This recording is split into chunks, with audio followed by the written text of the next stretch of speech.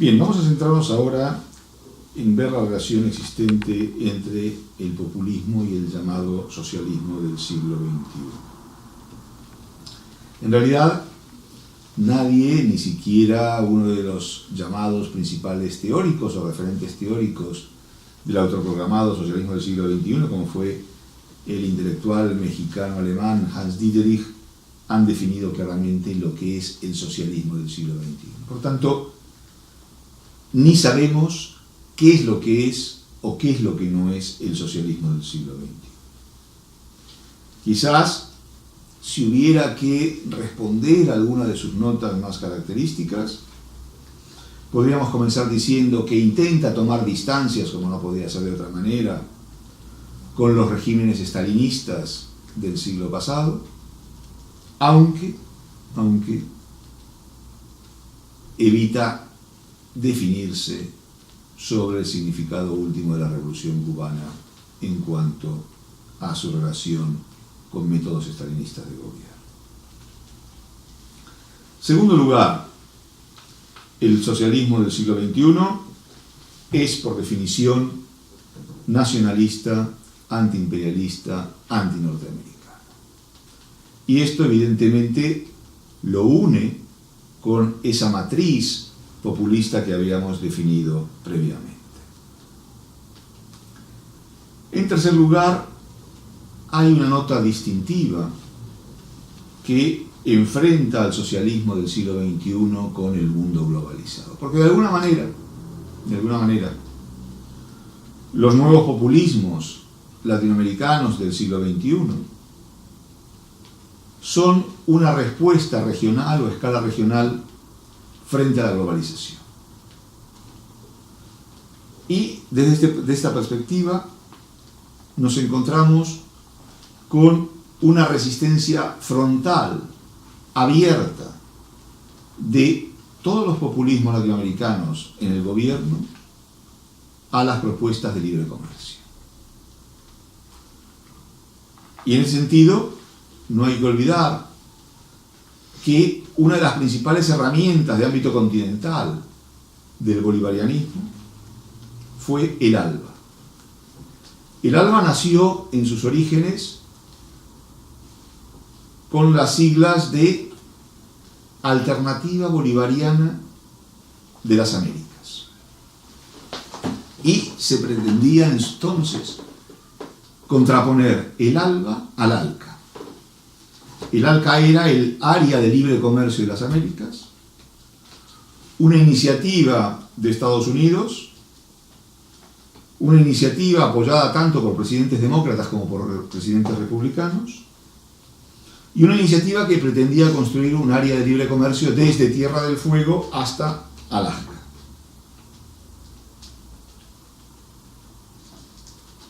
El ALBA devino posteriormente en la Alianza Bolivariana de los Pueblos de Nuestra América, pero inicialmente este bloque, constituido por Venezuela, Cuba y Bolivia, surge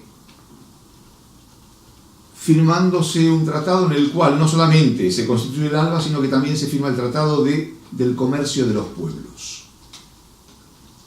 Lo que se pretendía era contraponer el libre comercio, esta idea del libre comercio, que sería la forma en la cual las grandes corporaciones, las multinacionales y el imperialismo se beneficiaban del trabajo de los pueblos oprimidos, con este libre comercio, este comercio de los pueblos que era más igualitario, más comunitario. Y en realidad, si vamos o nos centramos en el funcionamiento de los sistemas económicos, nos encontramos con que este socialismo del siglo XXI es más declarativo que real. En países como Bolivia o como Ecuador, más allá de las posturas de sus respectivos dirigentes, Evo Morales o Rafael Correa, el funcionamiento del mercado y el funcionamiento de la propiedad se condice con la legislación existente y con las normas generales. Es evidente que en Bolivia hemos conocido algunas expropiaciones de empresas multinacionales, pero en líneas generales los sistemas económicos no han conocido una profunda variación en su funcionamiento. Es decir, que estamos más en presencia de movimientos o de gobiernos claramente estatistas más que socialistas. Y cuando se acusa a gobiernos como el gobierno chavista, bien con Hugo Chávez o bien ahora con Nicolás Maduro, de intentar implantar un régimen cubano, un régimen castrista en Venezuela, pues en realidad esto tiene que ver más con los aspectos políticos o ideológicos del régimen, con los aspectos represivos, que con el sustrato económico del mismo. Y esto nos lleva a una consideración adicional, que tiene que ver con otra de las figuras centrales del discurso populista, eso que ahora se llama relato, el relato, y que se dio en llamar la Revolución Bolivariana. Si de algo están orgullosos los dirigentes políticos venezolanos de la última década, de los últimos 15 años, es de los resultados de esa Revolución Bolivariana. Y junto con la Revolución Bolivariana podemos encontrar la Revolución Ciudadana en Ecuador o la Revolución Étnica en Bolivia. Pero, como ya he planteado, vemos que hay una diferencia profunda, sensible, entre la Revolución Cubana y la Revolución Bolivariana.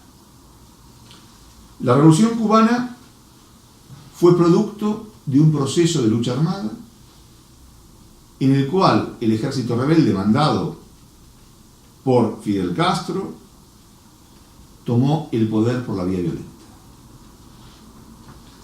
En el caso de Hugo Chávez, de Evo Morales, de Ortega, de Kirchner, de Correa, llegan al poder mediante elecciones. Y esto va a condicionar claramente el futuro de los distintos regímenes políticos. Y esto va a limitar la profundidad de las transformaciones que se quieran efectuar. No solo eso, en la medida que, si bien se ejerce un liderazgo político muy amplio, también estos movimientos son producto de una serie de alianzas políticas entre grupos muy disímiles, inclusive, por más paradójico que parezca, con grupos económicos que hasta el surgimiento, el advenimiento de los nuevos gobiernos habían formado parte de las élites económicas tradicionales. Y esto hace que sea imposible hablar de una revolución bolivariana y que sea imposible hablar de revolución ciudadana o revolución étnica. Porque las transformaciones que están ocurriendo en estos países, que son importantes, no tienen la dimensión para alcanzar esa denominación. Bien, de esta manera hemos concluido nuestra segunda clase dedicada al populismo latinoamericano en el siglo XXI. Continuaremos con algunas de estas cuestiones en nuestro próximo seminario dedicado a populismo, nacionalismo y antiimperialismo, democracia representativa y democracia participativa.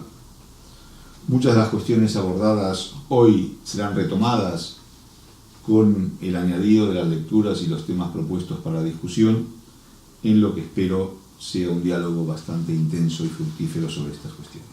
Hasta la próxima.